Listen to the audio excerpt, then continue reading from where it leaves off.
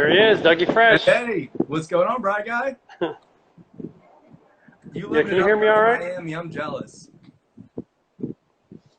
Hey, I want to make sure my signal's all right and your signal's all right. Can you hear me? I can't hear you all that good.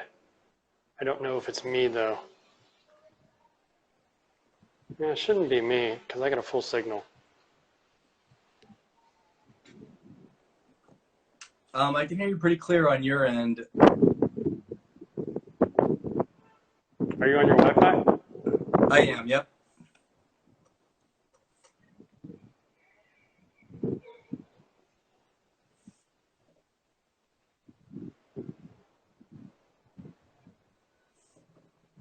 All right, we're going to see if we can get Dougie on there.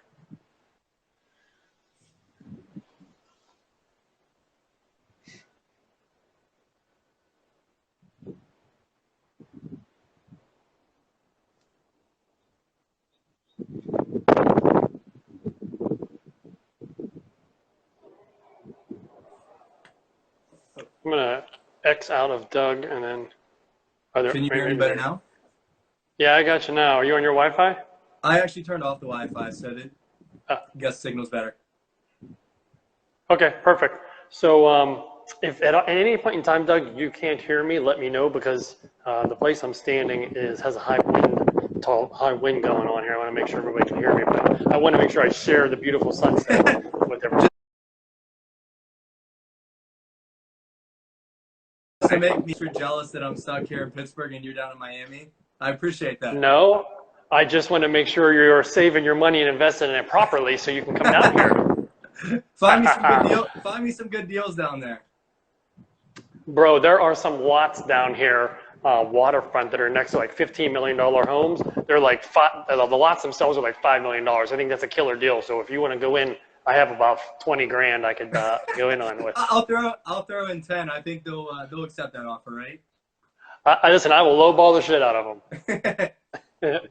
All right, everybody. So listen, I am super excited today because we were talking about money. Money is one of my favorite things in the world. I have Doug Raible here, financial guru.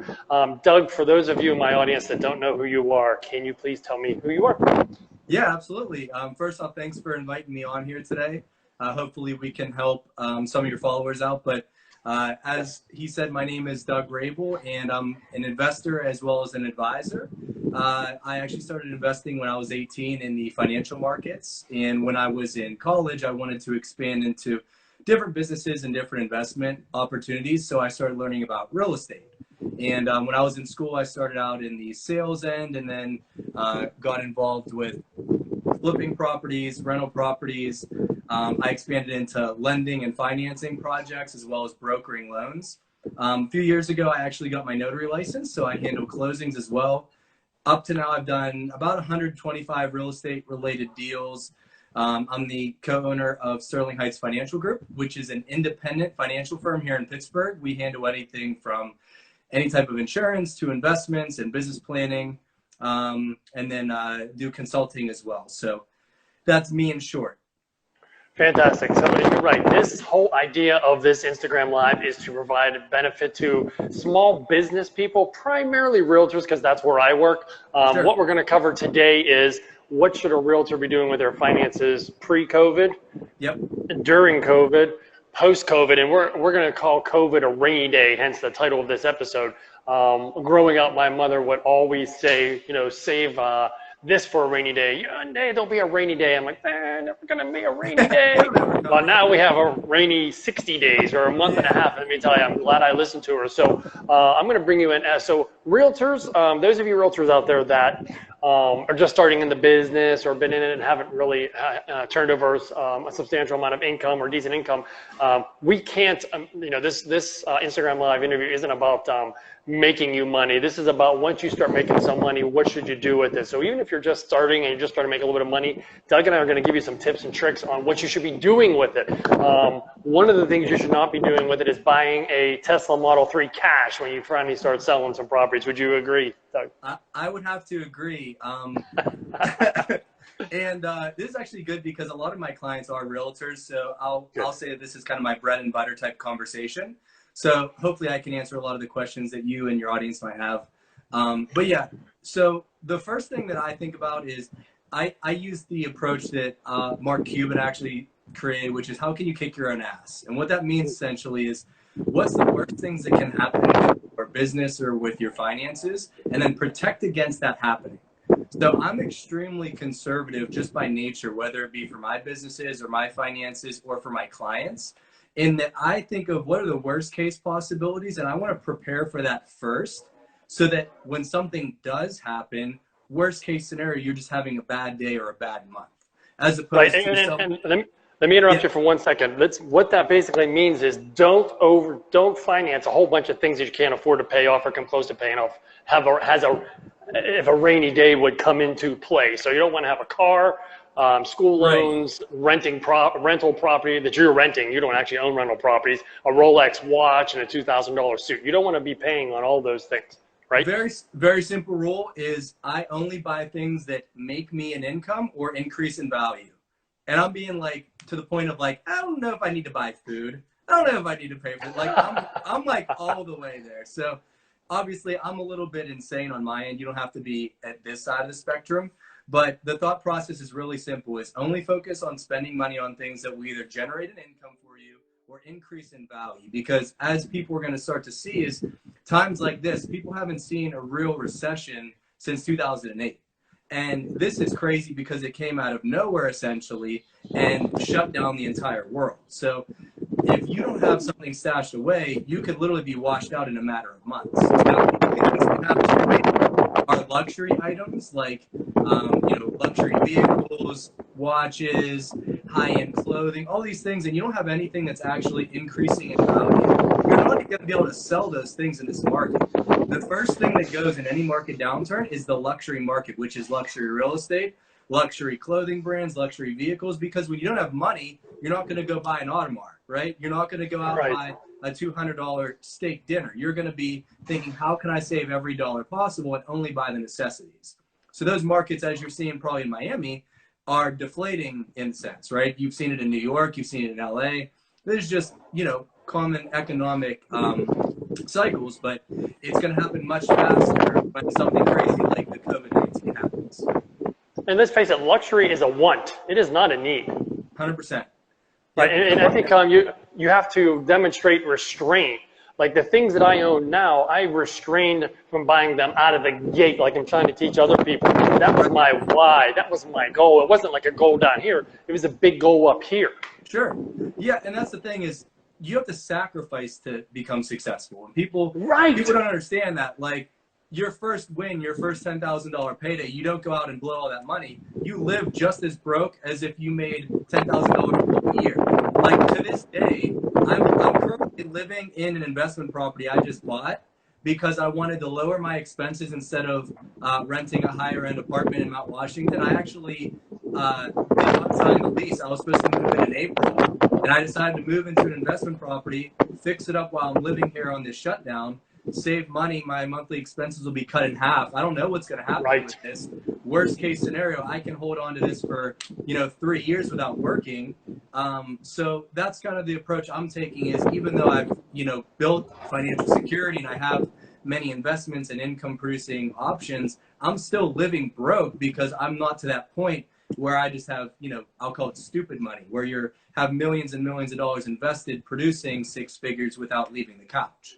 Once that happens, then yeah, buy the Rolex, buy the Bentley. Like, it doesn't matter at that point. But you can't get to that level without making the sacrifices like this.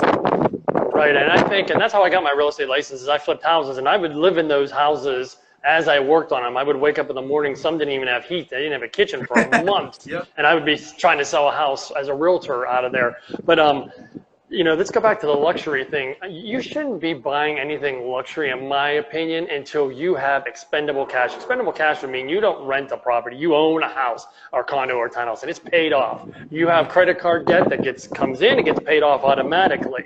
You are producing income with your career. I'm going to stick with realtors. You're a realtor, and you have the pipeline full. Right? Your car is paid off. You don't have any student debt. You have no debt. That's whenever, in my opinion, you should actually even consider looking at luxury. I agree 100%. And there's the argument that you have to look the part in real estate and in sales, right? Get a decent. I have an Infinity, right? It's I bought it used. I would suggest anyone's looking to buy a nice car, any luxury brand, buy it used, a couple years old, less than 20,000 miles, just as well. It'll look just as pretty. And I think my car retails at like 40 grand. I was all in at like 24,000. Nice. You would never tell the difference, right? Right. So you could still buy, decent items. Just be smart about it. Don't pay retail price. Don't buy something, a brand new car that the second you take it off the lot, it depreciates by 20%. Focus on how can you be cheap and be, how can you more or less finesse it to get luxury items at a discount. So you want to look professional. I understand that. But to your point, you don't want to just be throwing money immediately because you had a couple good months, because now people are finally realizing that it's not always going to be good. People psychologically tend to be way too optimistic when times are good and never think something bad can happen. And then when something bad happens, they'll think it'll be like that forever. So the one thing I've tried to switch my mentality a long time ago is I actually focus on when times are good, I'm actually extremely conservative. Like until I bought this property, I haven't bought anything for like at least a year. I didn't find a whole lot of stock investments. I was just building up cash, honestly, to stash away for a rainy day and focus on an opportunity like this. So it's that mentality, right? You're not always going to win. You're not always going to lose, but you need to be, conscious of both things occurring without you planning. 100%. Now let's give them some physical takeaways, some tips and tricks here. I'm a realtor. I've been in business, maybe a year or two, and I'm selling 5 million GCI, so I'm probably making about 100 grand a year. What should I be doing? Yep. So my little blueprint, I guess you could say, for realtors is the very first thing is take your monthly income. Now, obviously, you're going to be like me, right, where you might have a 5-figure month, and then next month you might actually lose money. So take the average. If you have some track record, you could take the last 12 months and average that out, right? Let's say that equates to $10,000 per month that's hitting your bank. Now, immediately take out all of your necessities each month. So that's your, mortgage, rent, utilities, insurances, food, only the necessities. I'm not talking about buying new clothes, going out to eat, going on vacation. That's not included. Take out all those necessities, and whatever's left over, that's going to be your monthly cash flow. I have a 20% rule. I absolutely will not waver from taking 20% of that number every single month and reinvesting it into something, whether it be into retirement accounts, into savings, paying down high interest debt, into your business. Whether you're making money or losing money, you still have to take that every single month and pay yourself first. So that's the very first rule as far as taking your extra income. The other thing is, with being a realtor, you have a very volatile income, and there's months where you might not make any money. So my normal rule of thumb for people is to take 5 to 6 months of those necessities and have that sitting in cash at any point in time. So an absolute minimum. So if your expenses are $5,000 a month, the lowest cash balance you should have is about 25 grand. Okay. Now for a realtor or a business owner, I would actually suggest having even more than 5 or 6 months. Because one, you can get hit with an expense at any point in time. The market could shut down at any point in time, right? I mean, just this week, I got hit with like $2 grand in expenses for properties and business expenses that I wasn't expecting. If I didn't have money stashed away, with losing income during COVID and having something like that pop up, I could easily have gone bankrupt, right? So as a business owner or a realtor, you need to stash at least 6 months of your expenses at all times. So those are my 2 rules as far as planning goes. Hopefully that answers your question for realtors. Yeah, it does. And I guess that kind of may even be the same answer as to the question, we're in this COVID-19. What should I be doing with my finances? Or maybe you have a different answer as a realtor, because, we may have some residual sales that are creeping in. We may have 1 or 2 sales going under contract now that aren't going to close in the foreseeable future. So what should I be doing with my money now as a realtor? Bring down the hatches. I would go as conservative as possible. So I would try to refinance any high interest debt. I would try to I would try to get any financing that you can from any of the SBA programs, the payroll protection plan. If you have lines of credit that you need to access, anything that you can do to get your debts or your expenses reduced is the first thing. Looking into getting new insurances, right? New car insurance, life insurance, health insurance, anything that can cut your bills down. Stop ordering food out. Obviously, you can't go out to eat. Stop ordering food out. Start shopping at a discount stores like Aldi instead of, Giant Eagle. Don't buy any new clothes. Like I'm saying, live broke. Literally live as if you were broke. That's the first thing. Forget about pride. Forget about looking good. That doesn't matter at all at times like this. So that'd be my first point of advice is cut every possible expense that you can.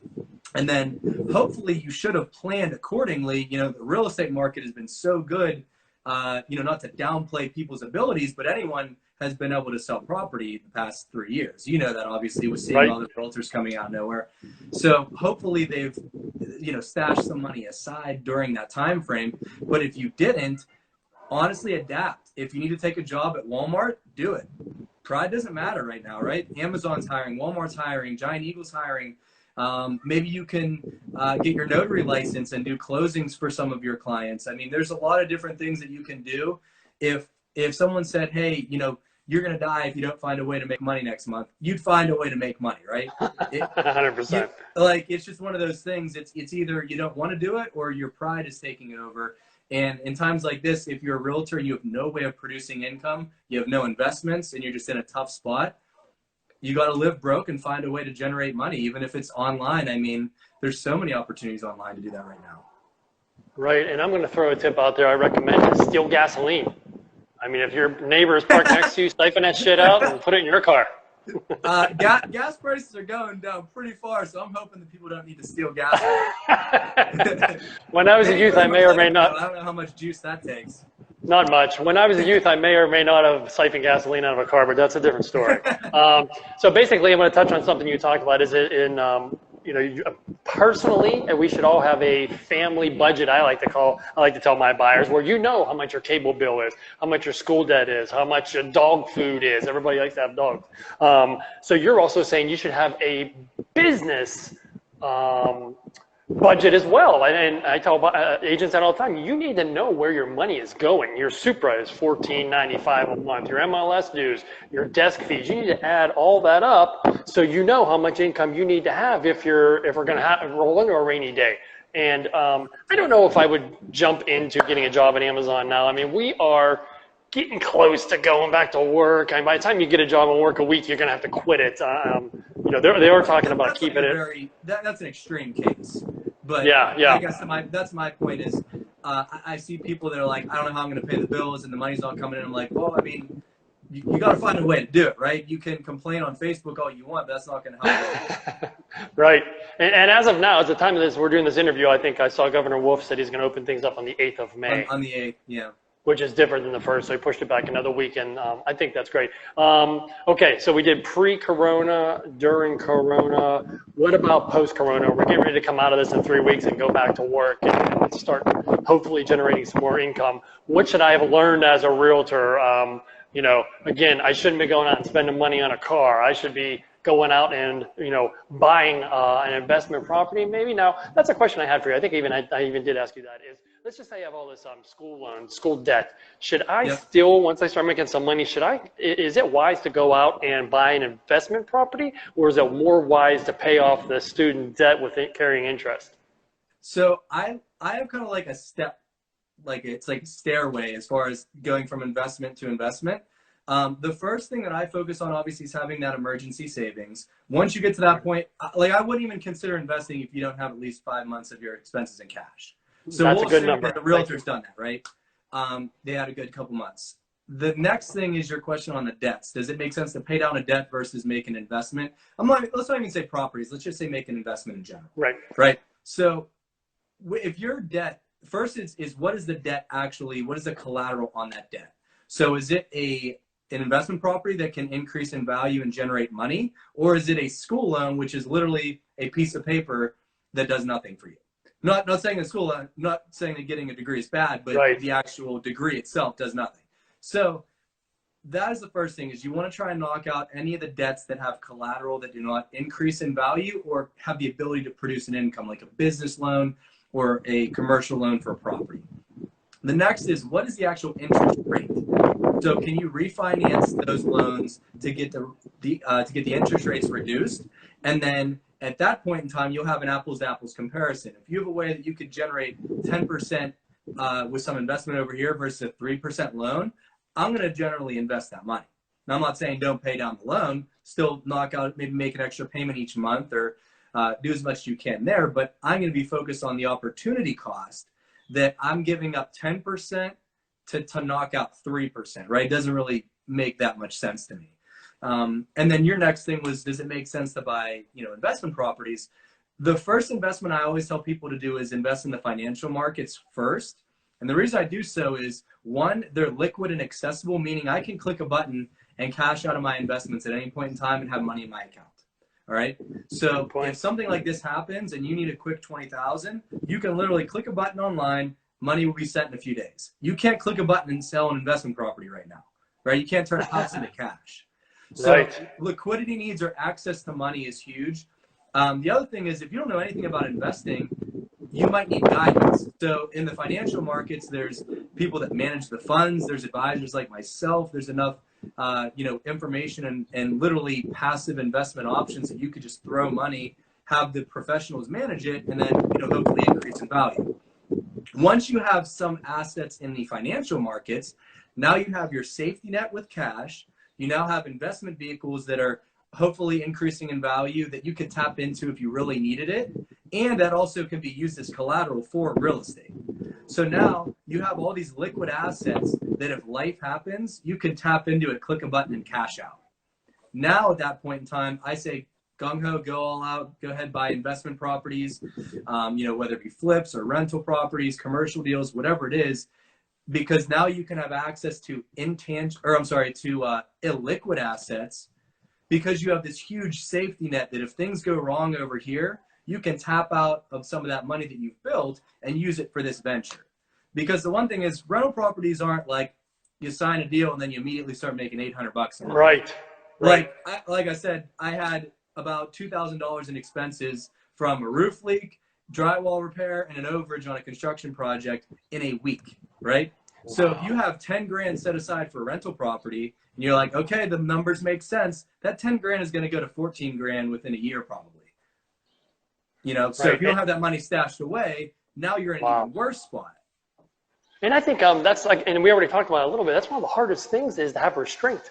You talk about stashing away money in an emergency fund. That is, having restraint is hard, especially whenever you do, like the spring market comes and we're just getting all these checks stuffed into our bank account. That's when you gotta really, you gotta suffer. You gotta suffer from restraint. You have to save yourself from yourself, which is why what I've implemented with my financial clients is we just have it on autopilot. We come up with a monthly budget that makes sense for them to stash away each month, and it's coming out of your account whether you like it or not. It's almost like a bill. I like that. So that's, honestly, it's a psychology play. Most people don't have the restraint. I'm a very conservative person, and I don't really have emotion with money. I don't need a lot luxury items. I love luxury items, but I don't need it. Yep. So I personally don't have to do that for myself, but most people, whenever they get paid, they immediately say, okay, I got to buy, new shoes. I got to go out to eat. I got to go buy a bottle at the bar. It's like, you kind of have to save yourself from yourself in that sense, especially when times are good, because you're just going to assume that times are going to stay good forever. Yeah, and make those things rewards. I've been coached before, and they say it's okay if you want to buy some of that stuff, but you just got to make sure it's a reward. And again, not here. Right. It's a reward like way up here. Like you didn't just convert one VISBO to a listing, which haven't even sold yet. You've reached a $2 million gross income, or a GCI, or $5 million year over year. That's whenever you treat yourself to these nicer things. If your tailpipe's not hanging off your car, you don't need to buy a new car. Right. Unless it's literally something that needs to be bought, like your car is literally run down to the point that you need to buy a new vehicle, sure, that makes sense. But just because you've made an extra 50 grand a year doesn't mean you need to change your lifestyle to an extra 50 grand a year, right? You don't need to change from an Invicta watch to a Rolex watch because you made $25,000 extra. And I like what you said is you need to sacrifice more. So for me personally, until I have at least $1 million net worth and have $1 million invested, I'm not going to start buying nice things. Until I can make about 100 grand a year without leaving my couch, I'm going to continue my same standard of living, which is Beautiful. living cheap, you know, having pretty nice things, but not doing anything crazy, and just continuing to sacrifice. So I think you're spot on with that. A lot of people will just take their one payday, you know, that $1 million home that was out of nowhere that they got that lead came in. It's not really common.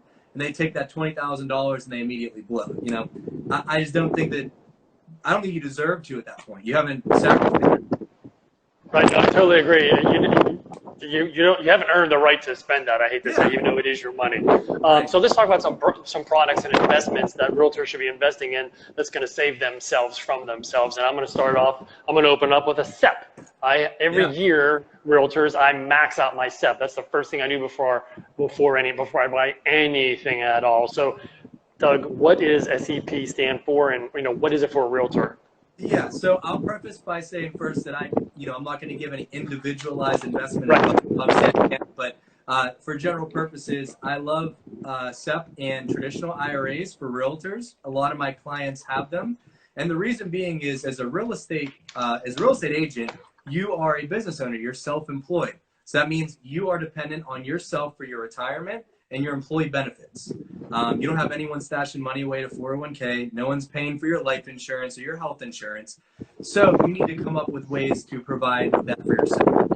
So IRA, we'll just say IRAs in general. So there's what's called a SEP IRA. It's basically a business owner IRA, individual retirement account. And then there's what's called a traditional IRA. And really the main difference is basically how much money you can deposit into them. There's different maximums and as far as the contributions that you can make. So SEP IRA changes each year for inflation. But basically you as a realtor or a self-employed person, you can take the lesser of 25% of your income up to, for 2020, I believe it's $56,000 that you can contribute and get a tax break on every dollar that you put in. Now, if you don't make a whole lot of money, maybe it's your first couple years in real estate, you're only making $20,000.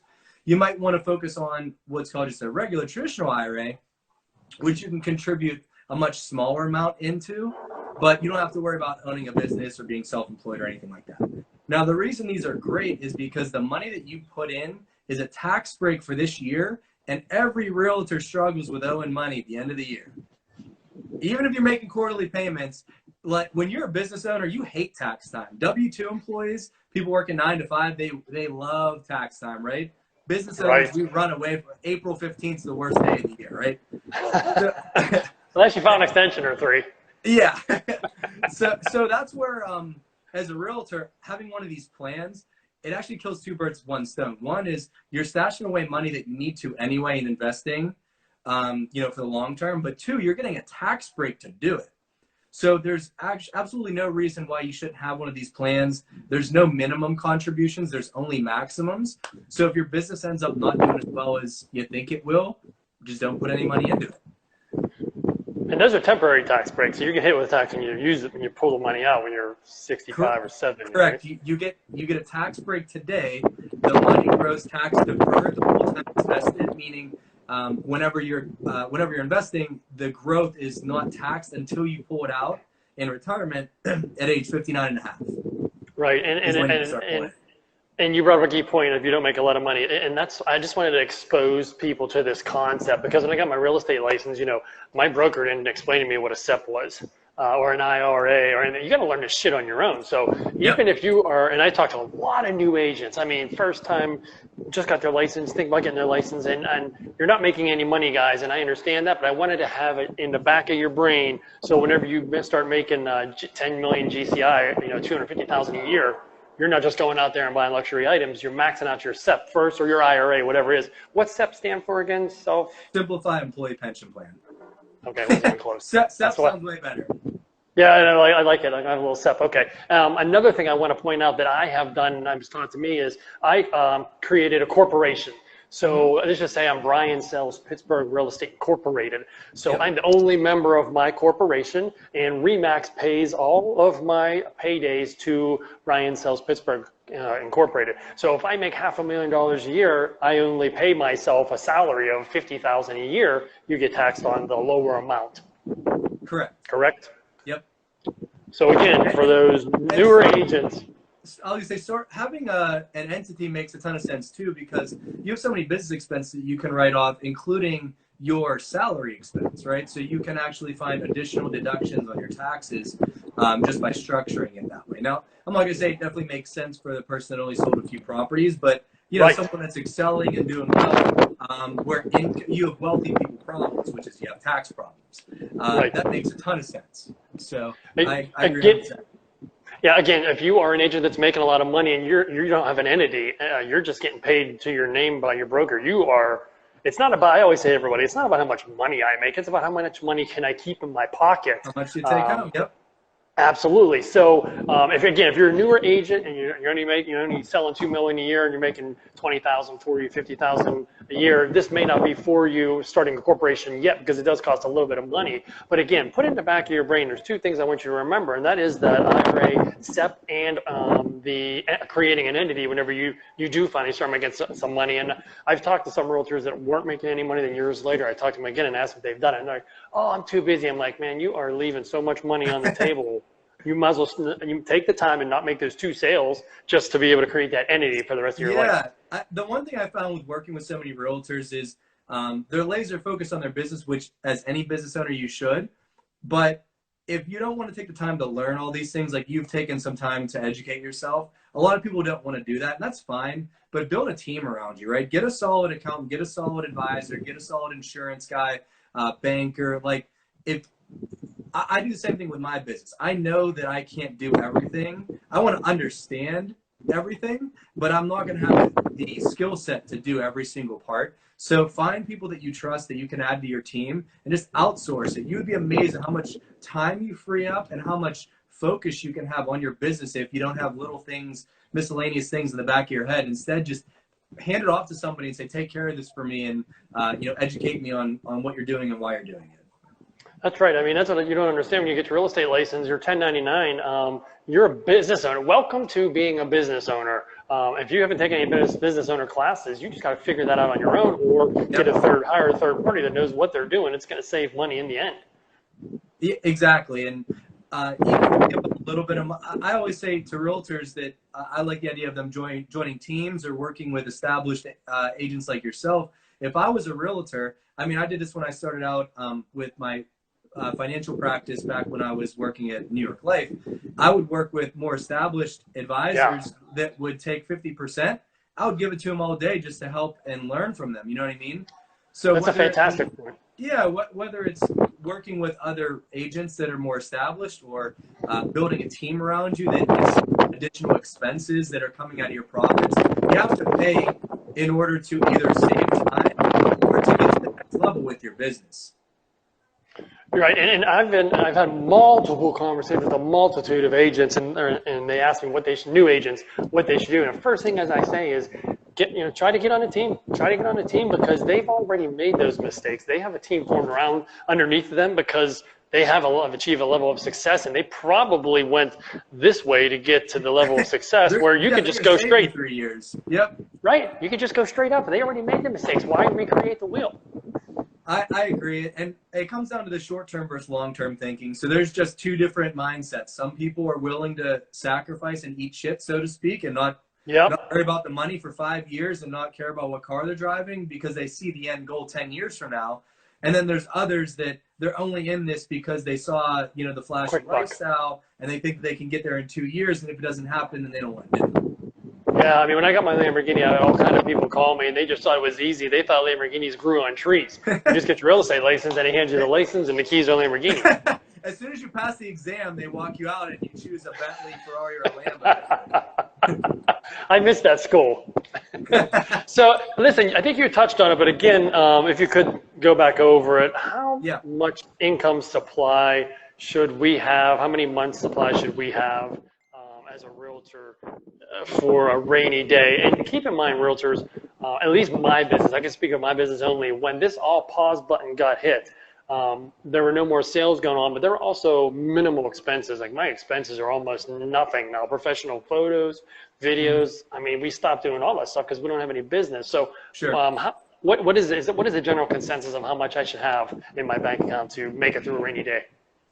So I'm going to phrase it like this. For a business owner in general, obviously as a realtor, you're a business owner, I would say a minimum of 6 months of your necessities needs to be in cash at all times. So that can include your mortgage, your rent, insurances, utilities, food, gas, phone bill, your basic business expenses if you pay, like Zillow or Realtor or your MLS fees, lockbox, all that stuff, right?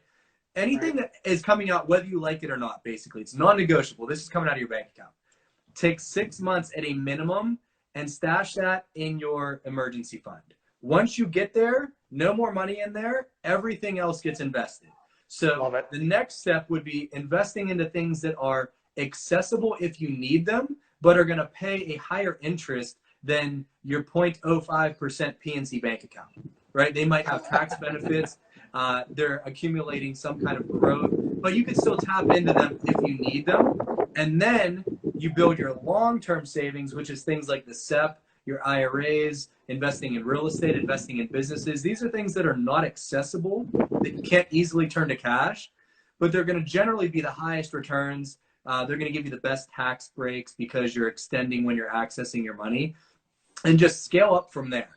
So 6 months, once you check that off your box, talk to someone like me or do some research online and get to the point where you start investing into things that will actually generate an income or appreciate for you. And then get into the big boy things like buying properties and businesses and private equity, all these other things that, are kind of down the road. But I guess that would be my blueprint for a real estate agent. Yeah, I like it. And I have a lot of people that are just out of the gate and they're like, oh, I want to start buying investment properties. I'm like, well, let's look at all your other debt first. And I mean, I don't want to discourage anyone from buying investment properties. Obviously, I do. But the difference is I've seen some successful people and I've seen people go bankrupt from it. The difference between buying a rental property, or we'll say real estate, versus any other investment in the financial markets. So whether that's like, loans, mortgage-backed securities, bonds, stocks, mutual funds, anything like that, is in real estate, if you are investing in a property and you lose all the investment because you've went through your budget, tenant didn't pay rent, whatever it may be, the bills don't stop. So let's say that you stash 20 grand away to buy that property. You can throw your 20 grand away, but guess what? The mortgage still needs paid. The utility bills are still coming in. Even after that 20 is gone, you still have bills, coming in. Whereas in the financial world, if you spend 20 grand and somehow all of that investment goes away, it's done. You lost your 20 grand, that's it. That's the difference. So just people need to be cognizant of that. I'm not saying that rental properties are bad. I think they're a fantastic investment vehicle, but I would focus on leveraging both of them because there's not one perfect place to put your money. And there is an absolute downside to owning real estate when times get tough, AKA now. If you were someone that had like 10 high interest loans right now and a bunch of projects going on, you literally have no way to complete those projects. Those interest rates are extremely high. You can't cash out of these properties because the market's basically dead right now. What would you do, right? So that's where it comes to having that accessible investment vehicles that you could still cash out in a moment's notice. The stock market, even though it's been going up and down, it's still open. I can cash out if I need to. You know what I mean? Right. A couple of rules I live by is I never finance anything I couldn't pay off or come close to paying off when I start financing it within a really short period of time. And I don't ever invest in anything that if I lost it, it would break me completely. It would hurt. I like both of those. I'm a very old school. The only things I will use debts on is something that can appreciate in value that I can leverage. So for instance, the only debts, I have a small loan on my car still, but besides that, the only debts I've ever had is on rental properties. Right, which is I'm the same way. Credit cards, if you're using someone with your credit card, only use it if you could pay the whole thing off by the end of the month. I mean, that's just the way to live by, because the biggest way that people go under is from debts. It's not because necessarily business goes bad. It's because of debts. And you know, people over leverage and they take on more than they can handle. And when anything goes bad, yeah, you were able to handle it when everything was going good. But when one domino falls, that's when everything starts going. And then you're trying to get a loan from Bill to pay Jim to pay Susie. And then that's when you get in too deep. So, you know, there's one way of using everything as cash. I'm not a fan of doing that just because you can leverage with cheap debt for assets. But I'm also not a fan of getting a loan on everything and saying, oh, I'll find a way to pay it, right? It should be something that's extremely easy for you to pay each month. Right. All right, so that's going to wrap it up. We gave a lot of information. Let's review some of the key points, you and I. First thing I would say is that I thought was really important, I want realtors to understand, is have a 6-month cushion basically in have an emergency fund, first of all, then have a 6-month cushion in there for a rainy day. Absolutely. What other? Give me something. For a realtor, my 20% rule is, whether you like it or not, take 20% of your monthly cash flow and reinvest it into something that will help your financial future. So what a lot of realtors like to do is utilize an IRA or some kind of retirement vehicle because they already don't have one. It gives them a tax break, which they generally will need, and it's forcing you to save and invest every single month. So I like the 20% rule, whether it be going to your business, paying down a high interest debt, investing it, insurances. Just use that as a rule of thumb. Some people might say, I got way more than 20% of my cash flow that I could put away. Some people say, I don't think I could squeak out 20%, but it's a really good rule of thumb that you can go home and check with your personal finances and see if it's something palatable for you. Right. Guys, this is where you should have a pencil and writing this stuff down. So 20% rule, emergency fund, create an entity, a corporation once you start making some money, a SEP or an IRA for sure.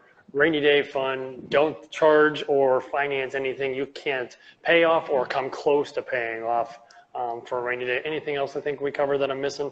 Keep your expenses low. I mean, no need to get fancy with it. I can't even say that I've paid more than $1,000 in any marketing costs all of 2020. Right. In any of my, like all my businesses combined. There's so many different ways that you can, you know, generate business inexpensively. You know, understand the basics of video editing. Get a decent. I mean, we're doing this on our iPhone. It's great quality. Get some good lighting and start making some video content. You know, going to happy hours, going to events, social media marketing. Obviously, you could do the paid advertisements, but just doing things that you can cut your costs down. It doesn't have to be fancy. You don't have to say, okay, I made, you know, $8,000 this month. Now I'm going to spend $2,000 on something that you could have done yourself anyway, just because you have money coming in. Now, obviously, when you get to a level like, you know, make that start outsourcing because you have so much deal flow and you're, you know, in a luxury brand, so your stuff has to be premium. But for the average everyday realtor, I mean, you don't have to overextend with your monthly bills. You can continue to live cheap even with your business, you know, just by being smart on how you're allocating that money. Yeah, or just get on a team and let the team leader pay for all that. Heck yeah. Nothing wrong with that. Right. I think we gave a lot of good tips. Hopefully these realtors are going to be able to get some from this. I'm going to post this just about everywhere over the next week, and I'm going to put all of Doug's contact info in there, and I'm going to give this to Doug, and he can post it everywhere as well so people can rewatch a couple times. If you have any questions, don't contact me. I'm just a realtor. Contact Doug. He can, you know, meet with you one-on-one or have a phone call or get you started on a SEP if you don't have one, or an IRA. Can you do an entity? Can you create an entity for people? I cannot. That would be an attorney. Okay. I do have some good contacts if people need them. Perfect. So yeah, I'm happy to help in that way as well. Yeah, so anything we talked about today, if Doug can't do it, reach out to him and he can guide you to the people who can do it. Absolutely. Cool. Absolutely. Cool, brother. Thanks I appreciate so much for having me on. Enjoy Florida. I'll be down there eventually hanging out with you, but I'll bring you down. I'll bring you down with me. You stay safe, all right? You too, buddy. Thanks. See you guys.